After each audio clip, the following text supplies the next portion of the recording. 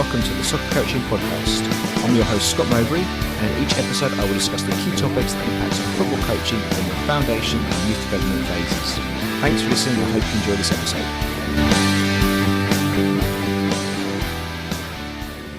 Hey Brandon, welcome to the Soccer Coaching Podcast. How are you doing? Hey Scott, thanks for having me on. I'm doing well. Yeah, my pleasure, my pleasure. Where are you? I live in New Jersey and I'm also on summer break right now. So I've been working on my website and talking with people, connecting with people like you. Keeping yourself busy. Yep. And it's warm in New Jersey at the moment, isn't it? It looks like it's quite warm out there. Yeah, and in the summer it's super hot, and trying to work out here makes you sweat like crazy. Yeah. So yeah. Well, I said before we went on air that you know we get about 3 days sunshine a year in England. So, you know.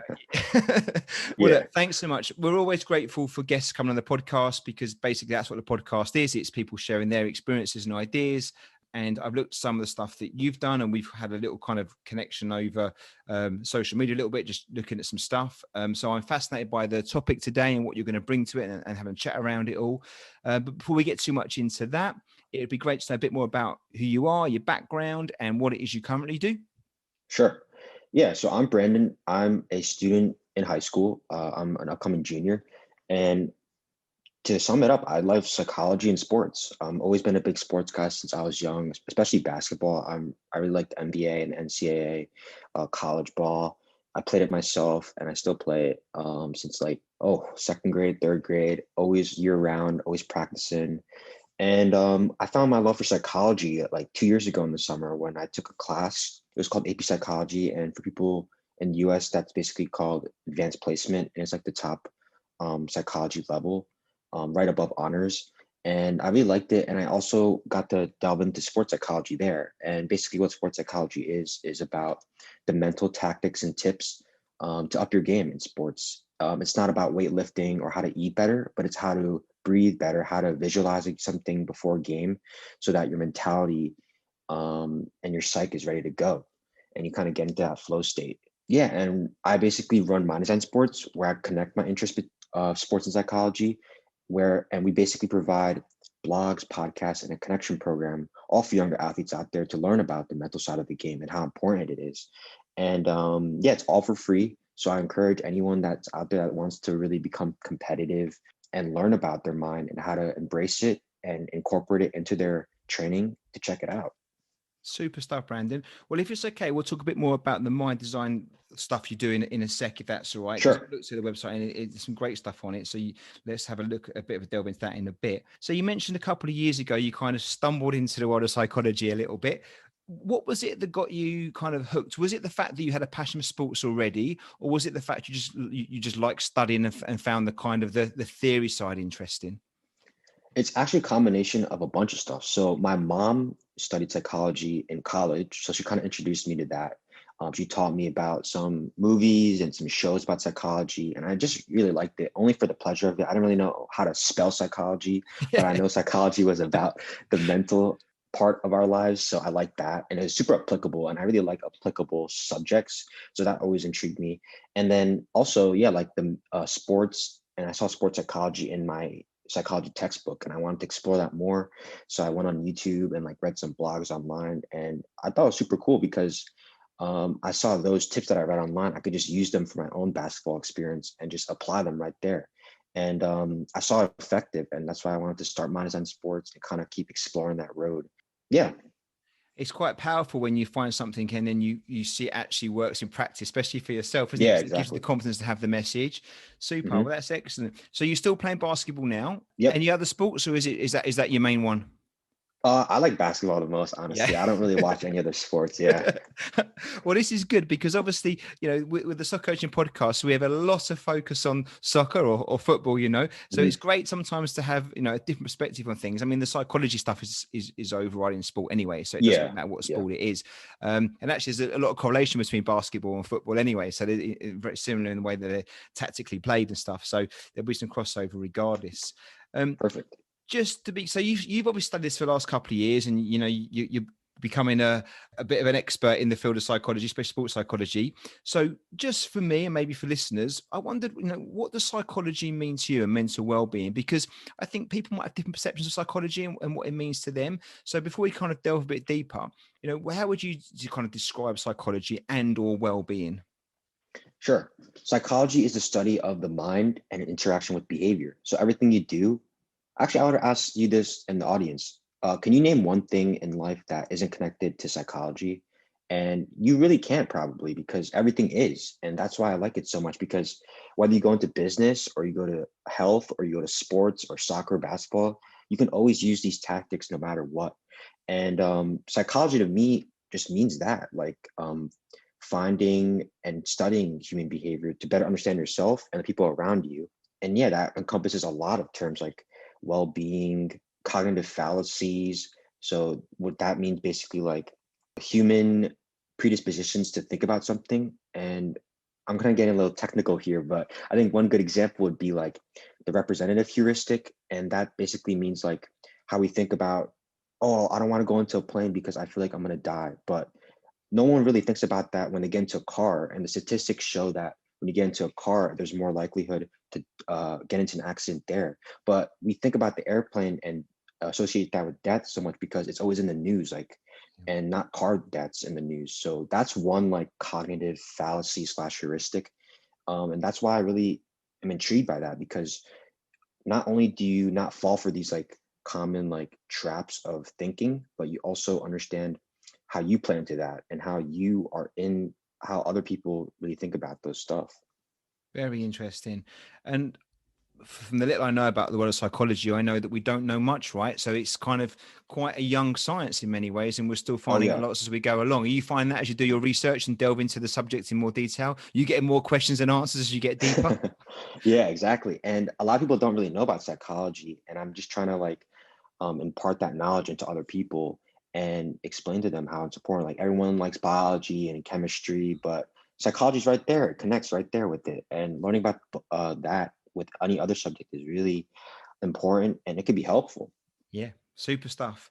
Brilliant. Well, you did mention about the website you have, which is Mind Design Sports, right? That's Yep. the right name, isn't it? So, if you don't mind, tell us a bit about that. Why you put it together, who's involved, and what you're hoping to achieve by putting these wonderful resources out there for people to look into. Yeah, I'll start with why I got involved and why I started it. So basically, like I said, I started basketball when I was really young. Always practice, probably every day in the gym for a couple hours and grinding it out. Either that's dribbling or shooting or defense. And I was really pretty good. I was playing really competitively at the state level, sometimes at the national level. And I was probably one of the better players on my team. And I was always grinding physically. So, but I never really knew about the mental side. But I started to know about that when I got older. So, like seventh and eighth grade around, I started to notice that I started to get a little bit anxious and stressful before games, maybe have those like butterflies. Couldn't really move because I was so tense and my body was so like shrugged up. And I didn't really know why.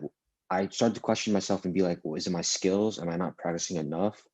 But then in retrospect, now I know that it's because of my mentality. I didn't really practice breathing or meditation or journaling or all these tactics in sports psychology that teach you how to be more calm and like your sport and be more free and kind of have that open shoulder instead of being so tense, like I said. And I wanted to share that knowledge with younger athletes because I didn't really know what was going on. I was kind of confused when I was in this moment and process. And I kind of know a lot of athletes out there struggle with the same thing. So having this resource for these young athletes all for free, I thought would be helpful. So I created a team. I think we have about 120 or 130 team members now on our team, and we kind of have different departments, so like social media and blog writing. So we just try to always create content in different mediums for these young athletes to get educated about it and always reinforce our mission. Superb. I did see that there was quite a few of you involved. So you've created, a bit of a, like I say, a big team around this, which is great, which means you can obviously produce a lot of things. How, Yeah. I mean, if we wanted to kind of shortcut some of the things that you've learned over the last couple of years, resources out there, how would you, or what would you suggest to coaches that are working with young athletes, and I mean young athletes, I mean, maybe 6, 7, 8, 9, 10-year-olds, or certainly, or teenagers.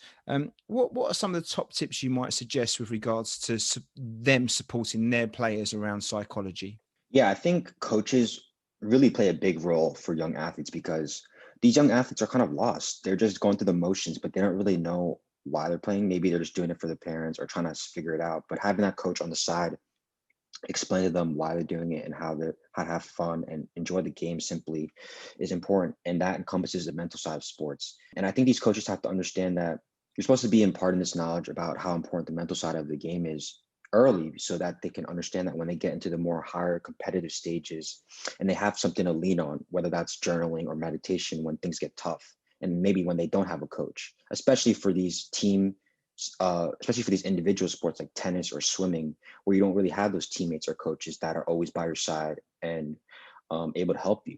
So I think coaches out there need to understand that and always try to, instead of doing like 7 days of practice, maybe split it up, do 3 days of mental training and 4 days of practice, because not only is that giving like your team a different perspective, but also gives your players a break from hard physical training, because that only leads to injuries if you were to practice every single day in the weight room. Yeah, also when you take a break, studies show that when you take a break, when you come back to the sport, you're better and you perform better because you did something else to get your mind off things and refresh. So I hope that coaches out there understand that and really understand how important the mental game is, because that's where it starts, because the coaches teach their players, not the other way around.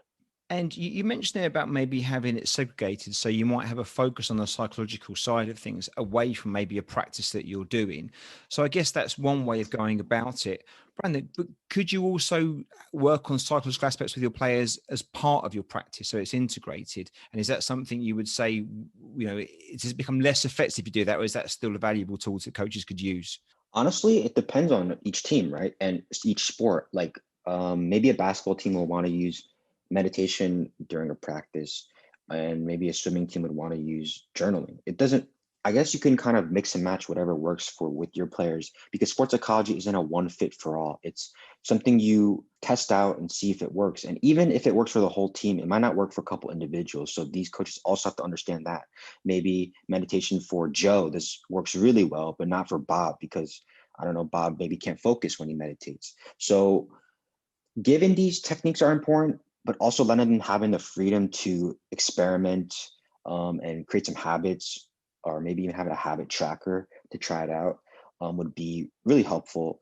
So, Brandon, some of the techniques you've mentioned, I think you mentioned meditation, you mentioned visualization, you mentioned journaling. Any others that you can think of? Just names I'm looking for here, because I'm going to test you in a second. But there's three. Any key ones that I've missed out of? Did I say breathing techniques? Oh, we can do breathing. Okay, that's a good one. Breathing. Yep.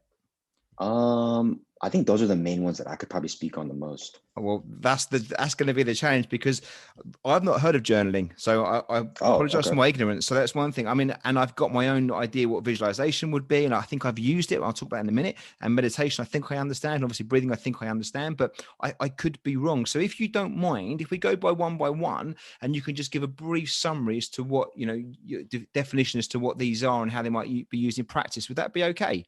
Of course. Under pressure here. Now we're going to test out your 2 years of high school, how if it's been worthwhile or not. Let's go for it and see. So, okay, let's do the one I don't know at all first. Journaling. Okay, journaling. Journaling kind of connects with gratitude. And for example, I'll just kind of use my personal experience. So every day I have an app on my phone and I just journal. And what does journaling mean? Journaling can mean just reflecting on your day, like what you did task wise, what your thoughts were. And also that encompasses gratitude. So what are you thankful for? What are you grateful for? It could be something as small as a friend that helped you, or even the ability to be resilient. And there's so many things to be grateful for. And why this is so effective in the sports psychology world is because when you start to appreciate things, you become happier. And then happier leads to more better performance on the court. So it's kind of this cycle. And it takes less than 5 minutes per day. And it's something really that if you kind of build a habit, you don't even think about it. It's like when you go to bed, the second before you do that, you just brush your teeth and you don't even think about it. And it's the same thing with this gratitude and journaling. And I really would advise athletes to do that, because I've been doing it for a couple months now, like every day. And you kind of build that streak, and it kind of something that you just do and you get it over with. But the benefits are always there. And you won't really understand that until you actually do it. And that's why I kind of tell these athletes I advise them to do that. I love that, Brandon. You know, I get it now, journaling, because obviously journal, like we call it a diary, but I get it now. I see where you're coming from. Yeah, diary. That's a And good way to would put it. that be something you would write down, or could it be something you just literally sit down and think about and reflect, like in the moment or at the end of a day? Or would you say that it has to be kind of written down to qualify as journaling? Honestly, either way, but the main thing is just as long as you acknowledge it, even though if it's in your head or you write it down on paper, either way you're acknowledging it, and that's what's important. And you kind of reflect, and reflecting is so important. And that's how I'd put it. I would rather do it writing down, because I have a lot going on in my head and I don't like Yeah. to think about stuff. So I just like to put it down on paper. And also a benefit for that is like maybe a year later, you start to see your journaling progress and you see all the days, and it's something that you'll be proud of, all these days that you put in. I love it, Brandon. And I think, you know what, even with my thoughts always quickly turn to the foundation phase players. That's who I probably work with. So, you know, players really from under sixes up to about under 12s is my main focus. But Yeah. I think with them, it could be such a powerful tool. I've never done it, but I'm thinking of how I could use this, because actually after the training session or a match, to encourage the players to go home and just spend, 10 minutes just writing down some things they did really well, and what they're proud of for Yeah, themselves and their that's exactly teammates, what it is. and then suddenly, okay, that's only 1 week, but after like a season of doing it, and the season goes pretty quickly, suddenly you've got this. And I guess intrinsically it builds up over time, doesn't it? It's a bit like compound interest. It kind of means more than what it was Yeah. before, right? So, Yeah, that's wow. perfect. Yeah, super. Even All right. coaches can use it too. Like coaches can reflect on how they've been a better coach, or they can even set goals in their journal and reflect on their goals. Maybe in the beginning of the year, they wanted to make the States and maybe you didn't. Reflecting on that is important, because that'll allow you to build for next season and how to achieve that goal better. What were the roadblocks, or yeah, there's a bunch of stuff to write about, and you can go on and on, but I really think 5 minutes to 10 minutes per day is sufficient. Well, you know what? It's one of the examples again where we always encourage coaches to do certain things, and actually, or we all players, but we don't often encourage both to do it. And it's one of these things where, Hmm. you're right, coach should do it as well. I think we have reflections over here. Reflection is a big part of kind of going through your qualification stuff. We're very encouraged to do that. We probably don't do enough of it, but it's kind of on the radar. But whether we do it like in the approach that you're suggesting, I don't think we do necessarily. But we certainly don't get. I don't encourage my players to do it, and I probably should do more of that as well. So it's a great one. So brilliant. Thanks. So that's journaling. Okay. If you don't mind, then let's talk a bit about visualization. Sure. Visualization, in short, is basically visualizing what you're going to do before a game. So I'll give you a really concrete example. So I could give you two, one in the setting of sports and one of the setting of taking a test. I'll do the test one first. So let's say you were taking a big test, the SAT in June. Every day, every week leading up to June, let's say June 1st, student can visualize what they're going to be doing in the test room. And visualizing involves using your five senses. And for example, you would smell the room and how it feels. So maybe if you're taking in a library and you've been there before, you'll probably try to visualize what the library smells like, what you see around you, what you're hearing. Maybe there's like birds chirping outside. And you almost try to replicate what you do on June 1st. With the test in your hand, you could smell the lead out of your pencil. You try to be so specific that almost like a movie playing through your head right before, because this allows you on June 1st to kind of already know what you're doing. You don't get thrown off by maybe there isn't maybe a question throws you off, but you already practiced this and you visualized it beforehand. And that way you are allowed to just focus on the test and try to get that perfect score or whatever you're aiming for. And a lot of athletes do this as well. Right before a big championship game, they'll probably go to a court and try to visualize, just sit on the sidelines and see how they're going to be running around, how they're going to be shooting the ball or kicking into the goal. And this really helps. And the key here is just to use those five senses, like I said, because the more you engage your hearing, your smelling, even your taste, maybe tasting a gum, like on game day, maybe if you want to chew a mint gum, the days before that, you want to chew the same gum because you know how it's going to taste. And that's how specific you want to get for visualization. That's excellent. And I guess that's all about trying to prepare yourself almost subconsciously for the environment before you get there. So Yeah. your body doesn't feel like it's kind of out of in a weird place. So you're Hmm. not getting distracted by other events going around you. And again, I can see it being quite a valuable tool, even for young players. We do something, well, I don't know, you might disagree, Brandon, but sometimes we'll say to our little players kind of, who do you want to be today? And they might say Modric or Ronaldo or Messi. So, okay, we'll see it. What do they do? What do they look like? So really, embrace it. Don't just want to play them. What do they do? How do they look? How do they carry themselves? What would they be like in training? How are their shoulders? And we kind of Hmm. encourage you to really think about that. And it does have an impact because suddenly, if you've got a player that maybe isn't always as keen to stay on the ball, but when they say want to be Messi, well, then they've got to stay on the ball now because that's what Messi's going to do, isn't it? And for Hmm. us, it's quite a good coaching tool because we can encourage them to challenge them ways in certain things they might not do otherwise. So, is that visualization, broadly speaking?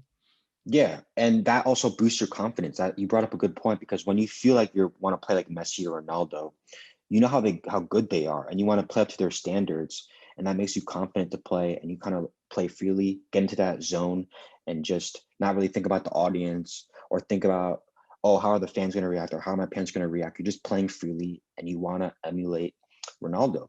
Yeah, exactly. Okay, two more quickly, if that's okay, because this is fascinating. So you said meditation as well. So, how does that work in a sports psychology context? Meditation, I guess that kind of overlaps with breathing because you breathe in meditation and you focus on your breath. But meditation is when you find a quiet spot and you just focus on your breath and you kind of let your thoughts roam free. And you do this because you want to just get a clear mind and get the stresses out of your life and just be in the present. And I've tried meditation and a lot of athletes. I've also, even like Michael Jordan, LeBron James, Kobe Bryant, I bet you all the top soccer players have also tried it or even put it into their routine every day. It's just something that's really great to calm down and, like I said, get your mind off things because these athletes have a lot on their mind, whether that's memorizing plays, how to connect with your coach, or talking to your teammate. It's a lot of social interaction, but this is time for yourself to just step back and relax. If the audience hasn't really tried meditation, I would really just, my biggest tip here is just to stick with it and be consistent because athletes usually be like, oh, I tried meditation the first time and I didn't really see anything happen. I'm not going to do it again because that's a waste of time. But meditation is a process and meditation comes over time. And over time, when you look back, you'll find the benefits, not in the moment, but they come later. And that's the beauty of it. Because once you commit to it and you really do, that's when the benefits will come. And I feel like that also applies to all the other techniques I was saying, but probably most for meditation. I'm going to assume that a lot of psychology or the things we do is kind of habitual, so they're habits. Is that something you'd say was true? And if so, how do we use psychology to try and encourage the good habits and reduce the bad habits? I would say it's both a habit and something you use whenever you need it. So, for example, like visualization, you'd use it right before a game. And that's, I guess you can call that a habit. But yeah, you try to use these whenever you need it, like I said. And what was the second part of your question, by the way? Yeah, I Sorry. think I was kind of saying, like, I don't know how much psychology and like the habits that we have. So either coaches or as players, the things we do, how much can we use psychology to kind of steer that either to reduce the negatives or encourage the positives. So some of the good habits I might have, around maybe staying focused in the game or something that's Mhm. great, but maybe I get nervous before a game or something. Can we use psychology to try and help with these things? And is that some of the tools we'll be using? Yeah. If you were to use these four techniques that I'm not, all these techniques I just talked about, you will see that not only the benefits that I'm talking about, but other benefits like being more constant, focused, and being more relaxed. Yeah, whenever you have a bad habit, you can look it up on sports psychology and sports. There's probably a technique out there that can help you out because there's so many. And starting off small is important. Like you don't want to try out 30 techniques and not commit to one. I'd probably advise you to start with 1 to 2 and then commit with it. Because then you'll understand how important it is and how beneficial it is. And that's going to want you to try out more and diverge out. So yeah, definitely sports psychology is a great way to break bad habits and impart and get good ones. And that's not only for sports too. That can even work for your lifestyle or your job or something yeah, any bad habits really. I think one of the key aspects I see with players and when they're particularly performing well is confidence. How can you, if you've got any ideas, Brandon, how as coaches we can use psychology to help our players with their confidence?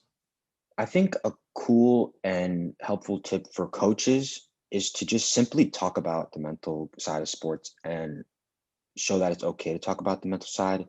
And I'm sure a lot of the players will start to be like, "Oh yeah, I have that stressful problem before game." And when all the players say that, it's gonna feel more okay to feel that because maybe you only think you're the only person that has that stress before game. But when everyone on your team has that, it's gonna feel okay, and then that raises confidence because you guys know you're all in it together and you all have the same problem and you're gonna tackle it all together. And it's simple as that because it starts with the coach and then it goes all around. And the student, the sorry, not the students, the players all are similar to each other and they're all friends usually. So when one acknowledges it, the other does, and it's almost like a domino effect. So that would be a big tip for coaches out there. I wonder what your thoughts are around some of the mistakes that maybe you've seen or you've read about or you've heard the coaches make when it comes to psychology. I mean, we I work in grassroots football, and I think I've seen some things that I would probably say are not best practice. Not necessarily intentional by coaches, but I wonder what your thoughts are. And I've seen some good practice as well, to be fair. But sometimes it's the bad practice that kind of dominates because you see that first, or it has a bigger impact. What's your thoughts on some of the mistakes that maybe coaches make in relation to their players and psychology? I think one term that a lot of coaches say that is really not helpful at all is when they say get your head in the game or snap out of it when they're playing bad. Like, this is terrible advice in my opinion because if it was so easy to just snap out of it, wouldn't everyone be doing that? Like, wouldn't everyone be the next Messi if they could just snap out of a bad performance? So to combat this bad advice, I'll just say to give more specific advice and do your research as a coach. Have a breathing technique ready to show to your player to do. If you notice that he's really anxious, you could teach him how to box breathe. And box breathing is just 5 seconds in. So breathing 5 seconds in, pausing for 5 seconds, breathing out for 5 seconds, and then pausing for 5 seconds. And that'll relax during the game. Even you can do this before a timeout because that takes 20 seconds max. And yeah, because when you say snap out of it, getting your head in the game, that kind of just doesn't help at all. And it just kind of like anything, it's more scary and it will add stress because your coach knows that you're not playing good. So that's a big mistake I would probably say that coaches have. And also saying, this isn't a coach, but parents usually say this. They also say like, have fun. And sometimes this can really not help the athlete at all because when they say have fun, it's kind of contradictory because usually parents are really hard on their kids. And when they say have fun, and then right after the game, they have fun, but they do a couple mistakes, they start to get on their kids so hard and then they don't have fun anymore. Like it's contradictory. So parents have to acknowledge that having fun also means making mistakes and that's okay and just building from it and not criticizing all the time. If it's criticism, make sure it's constructive criticism and it's positive and framed in a way that's positive. Yeah. That's funny you say about the have fun thing because before our games we have a little get together, and I think we say like we will encourage our teammates, we will try our best, and we will have Mhm. fun, and we'll all the boys stay together. But you shine a light there, thinking actually I guess anything that's like an instruction that they can't necessarily control would add pressure, I guess, wouldn't it? Because they can't control the fun all the time. I mean, they'll do their best to keep it Yeah. fun because they're good kids. But actually, if someone deliberately does a nasty foul on them, which does happen, then Mhm. that's not fun, and it's not their fault. It's not fun. So, I Yeah. guess it's a good point. You can only control what you can control, right? That's called controlling the controllables in sports psychology. Like not worrying about what you can't control, the external factors like the fans booing you or your teammates making a bad pass, but controlling what you can, which is your actions, your behaviors, and your thoughts. This is a bit of a curveball question, and I don't know if you can answer it or not, but I'd be fascinated to know then, over these last few years you've been studying psychology, what is maybe the one or two things that stick out most to you that you kind of those wow moments you think, actually, do you know what? I'm so pleased I now know a bit more about that, or actually, I want to know even more about this particular topic. If you got one or two things that come to mind? It's something I've learned over time, and it's a lesson that I really love. And I kind of made it myself, but I guess it's from tidbits of like books and like podcasts and like research. But it's embracing criticism, and criticism is really tough to take, right? So humans don't like it. It's a tendency for us to protect ourselves. It's evolutionary, and we don't want to hear bad stuff about ourselves. So, for example, let's say I miss a game-winning shot, and my whole team starts criticizing me. Oh, you're a terrible shooter. Why are you shooting? But you can take this criticism and turn it into something good, even though it might sound terrible in the moment, and you might get pissed or angry or upset. Really, just take a step back and just shut your mouth, because you did miss the shot and you might have let down your team. But there's a learning point right there, which is that maybe you're not the best shooter, and that's true, because in every criticism there's truth to it. And when you really try to combat this, try to be calm and don't be so angry, just accept it and try to learn from it. Try to become the better shooter in this example, and then prove your teammates wrong that you're not the worst shooter on the team, because you let the game talk for itself. And I've tried to learn this in my life, like in sports, when people maybe talk down, like everyone's going to talk down on you some point, and you use that and you use it to your advantage, because that's actually very valuable advice. It's not advice, but you got to frame it in an advice way. So I really like that. And I kind of take that as a sports psychology, because it's how what you think in your mind, and it's using the external factors and putting it into internal perspective. I love that, Brandon. That's excellent. Embracing criticism, I think, and being able to use it as a fuel or in a positive way to make a change. Super. So it is an evolutionary science, psychology, constantly changing and evolving. And like I said at the beginning, I think we probably know more about the moon than we do about our own brains. So there's a long way to go on this, and it must be a fascinating journey that you're on. And also, you're a young guy, so you've got a lot of time you can invest in this moving forward, and it'll be a fascinating road, I'm sure. But I wondered, do you have any thoughts on how things may change in the world of kind of sports science and psychology over the next maybe 5-10 years or so? Because technology is playing a bigger part now, and we've got more tools for measuring things and looking at stuff, and sports are always evolving. What's your thoughts on that? I think a lot of technology is going to combine with sports psychology now.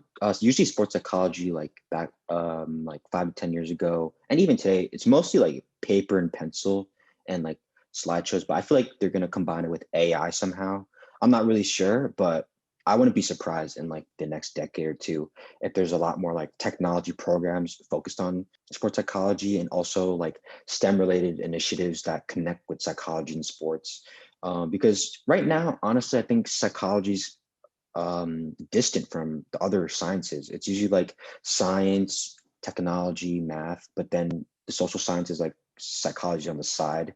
It's like kind of in the middle of humanities and science, and people don't really regard it as a real science. But I think people start to understand that it is one, because it's based on science and the research method, for example, biology, like evolution.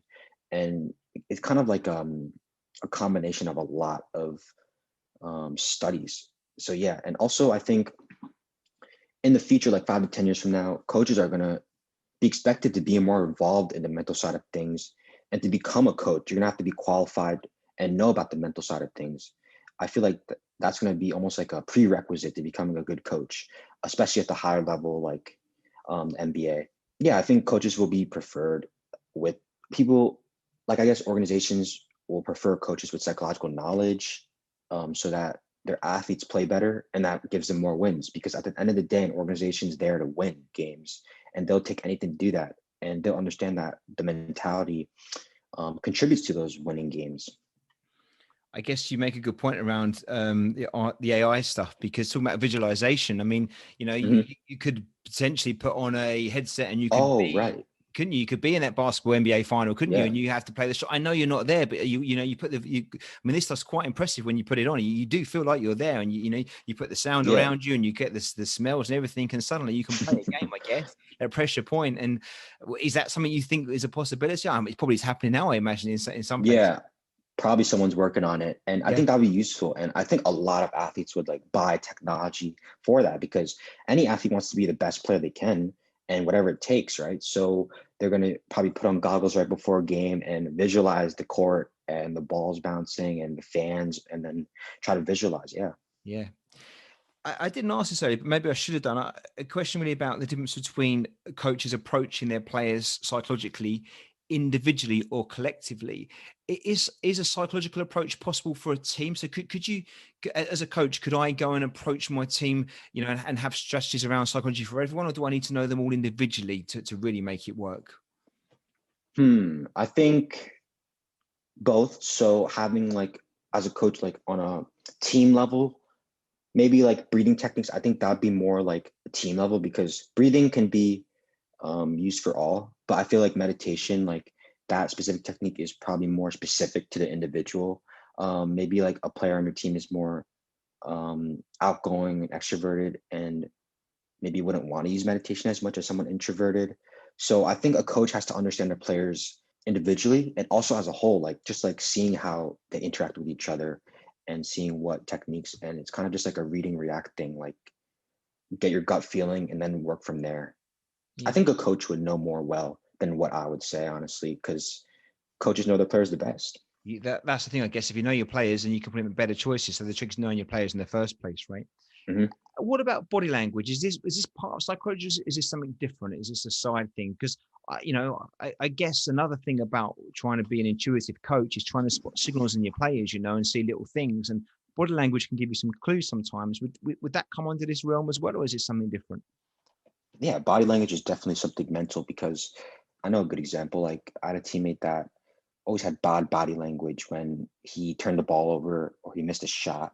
And it's all mental. I feel like he would be thinking like, oh, I missed a shot and I can't never make it.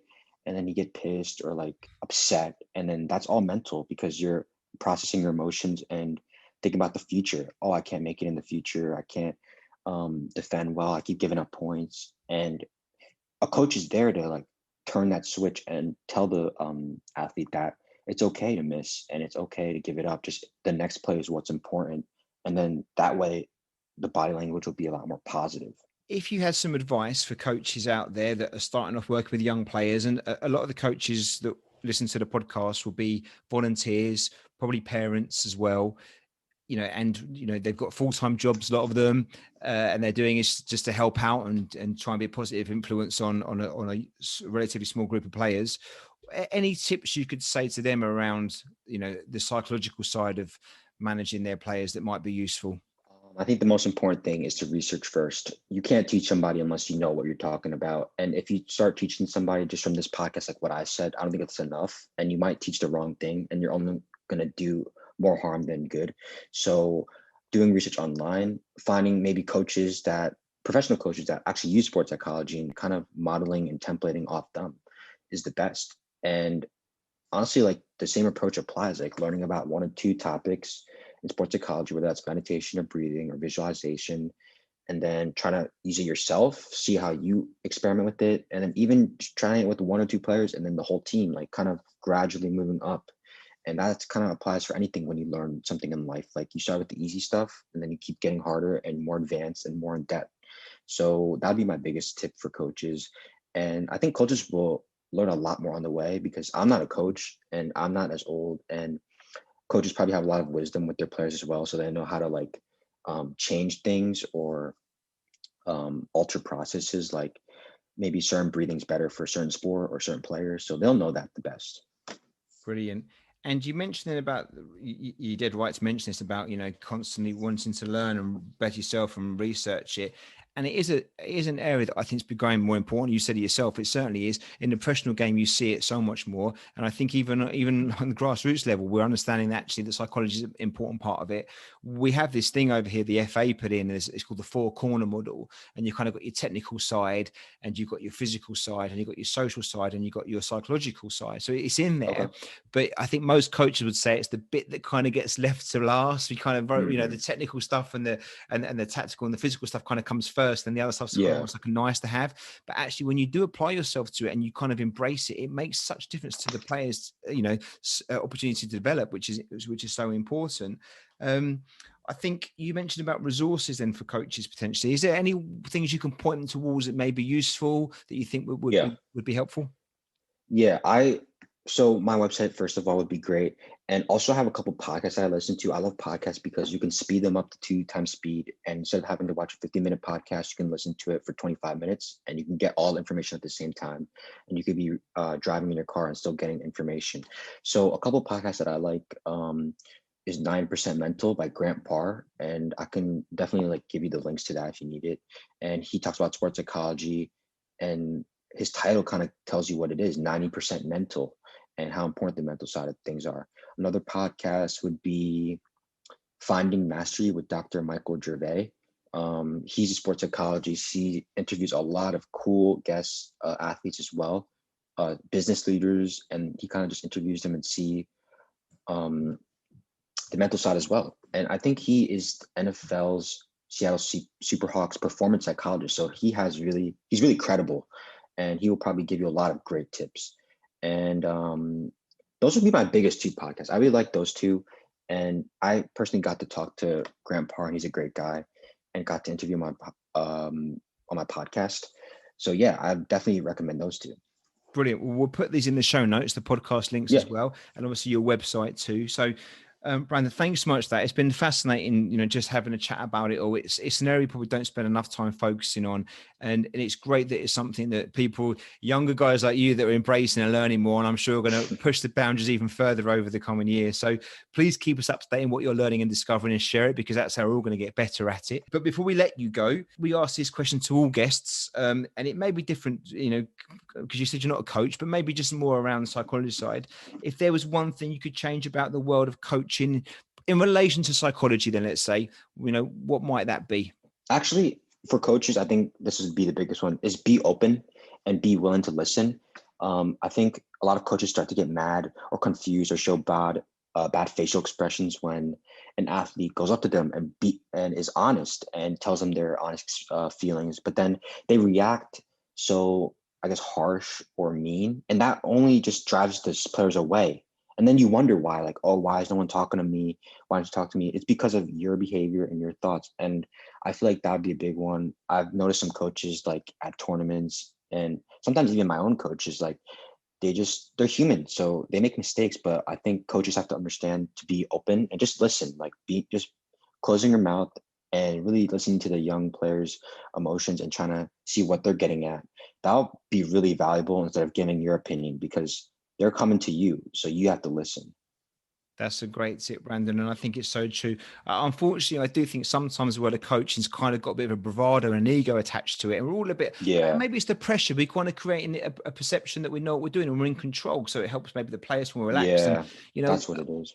And we're not always, are we? And actually, back to your thing about saying, about embracing criticism and actually just recognizing the fact that we're not perfect and we're humans, and it's a tough gig. Coaching can be hard. Yeah. It's not an exact science. Things can go wrong. You're dealing with people and emotions.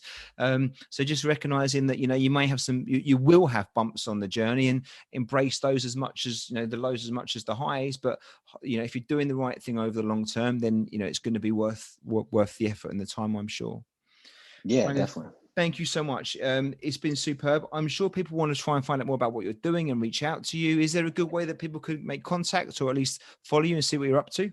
I think the best way would be through our website. And even I have a personal LinkedIn. So if you look up Brandon Shintani, my name, you'll be able to find me, and you can connect with me, ask me any questions or anything. And also through our website. So if you go to www.mind, so mind-designsports.org, you'll be able to find all our socials on there. So we have Instagram, Twitter, we also have our own LinkedIn page, and YouTube and TikTok. And we just kind of blast out content on there. And you can probably email us, minddesignsports@gmail.com.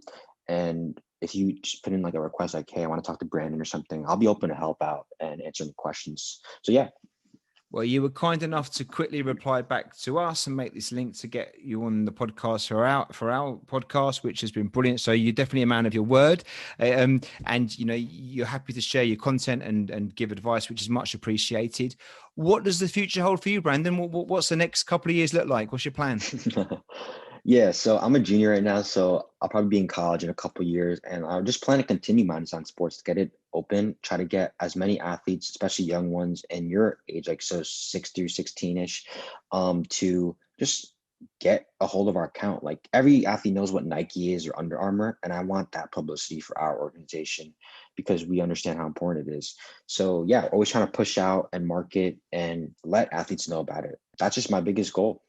Well, I think you're on a road to an exciting journey, Brandon. You've obviously got a passion for what you do, and you're great at what it is, and you're doing some wonderful stuff. So, thanks. Well done, congratulations and everything. Keep it going. And would it be okay to jump back on at some point in the future and share what you're up to and what else you've been learning on this road? 100%. Top man. Okay. Well, look, stay cool out there, and good luck with everything you're doing. And I certainly look forward to having a chat with you maybe in 6 or 12 months' time. Thanks so much, Scott. Thanks, Brandon.